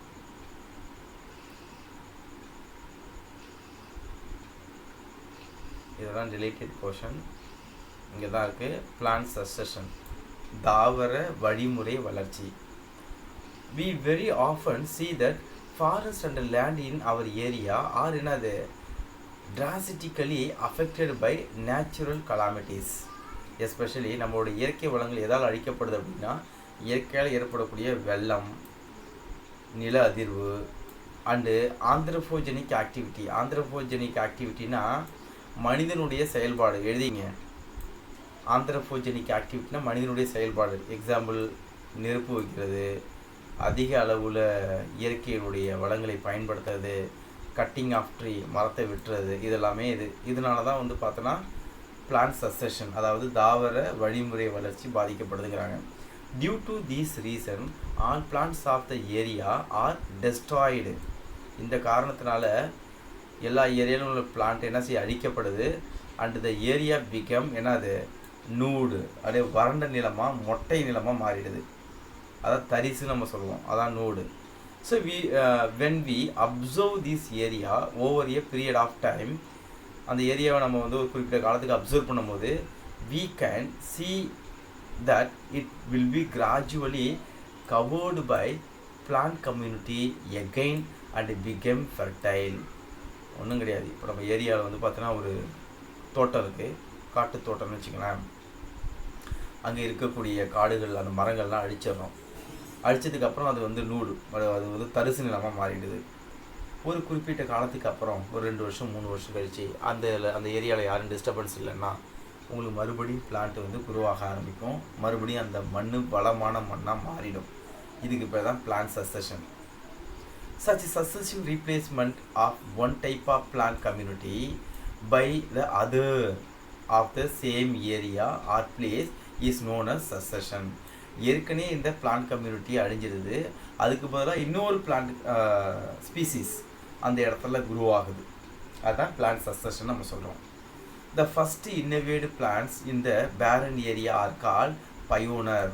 அதாவது வறண்ட தரிசு நிலத்தில் முதல்ல வரக்கூடிய தாவரத்துக்கு பேர் வந்து பார்த்திங்கன்னா நம்ம என்ன கொடுக்குறோம் அப்படின்னா பயோனர் அப்படின்னு சொல்கிறோம். பயோனர் அப்படின்னா என்ன அப்படின்னா முன்னோடிகள்னு அர்த்தம். அதுதான் ஃபஸ்ட்டு அந்த ஏரியாக்குள்ளே வருது. On the other hand, the series of transitional development of the plant community one after another in the given area are called serial community. அதை தொடர்ச்சியாக மற்ற தாவரங்கள்லாம் வளர ஆரம்பிக்கும்.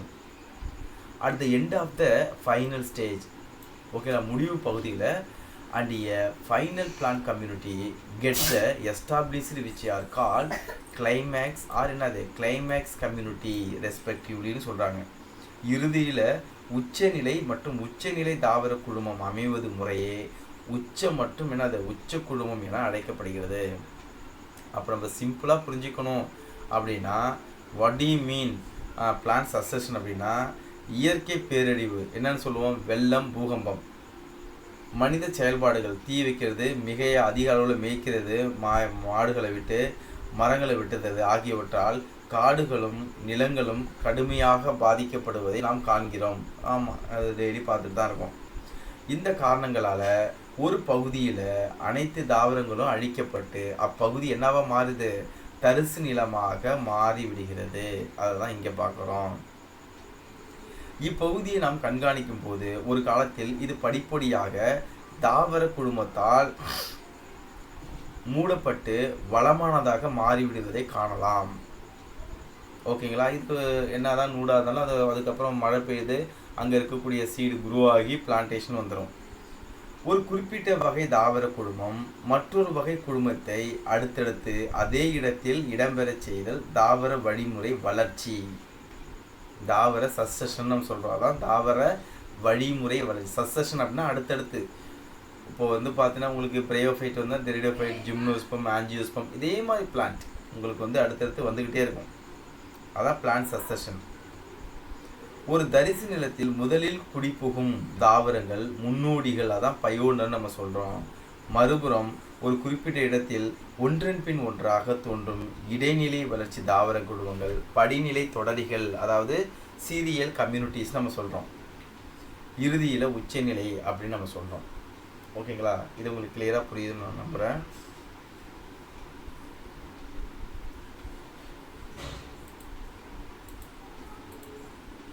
So dear students, next class நம்ம வந்து பார்த்தீங்கன்னா 7.3.1 characteristics of the ecological succession நம்ம next கிளாஸில் பார்க்கலாம். ஸோ ஏதாவது டவுட் இருந்தால் கமெண்ட் செக்ஷனில் கமெண்ட் பண்ணுங்கள் ஸ்டூடெண்ட்ஸ். Thank you students.